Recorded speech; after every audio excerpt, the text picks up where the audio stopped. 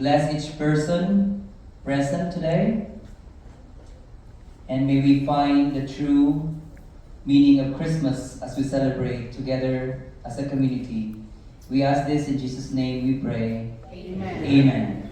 In the name of the Father, Son, and the Holy Spirit. Amen. As we pay tribute to our flags, let us all sing our Philippine national anthem and the American anthem as well.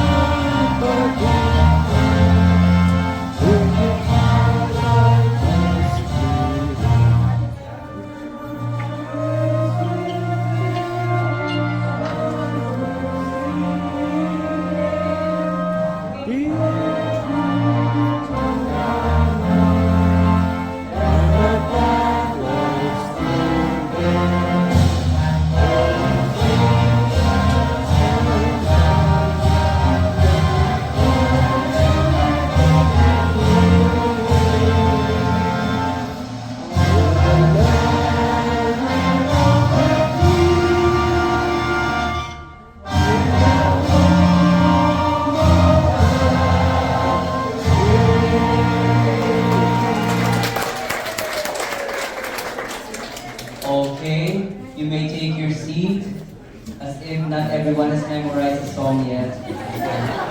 We're getting there. We're getting there. Ganyan talaga pag mga live.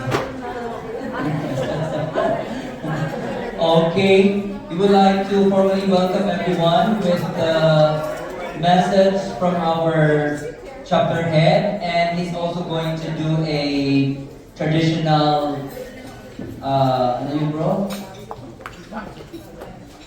Christmas trivia. Okay, so let's welcome, who is going to welcome us, our chapter head, Bro Sunny Dilian. Thank you for coming. Hello, good afternoon. Good afternoon, everybody, and of course, we are celebrating today,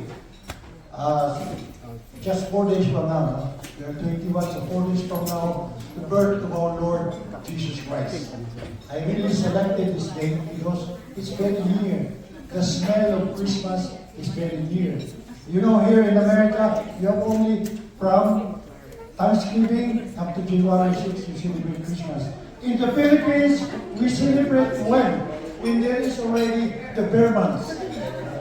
So in September, October, November, December, and then January 6th, we celebrate those 4 months.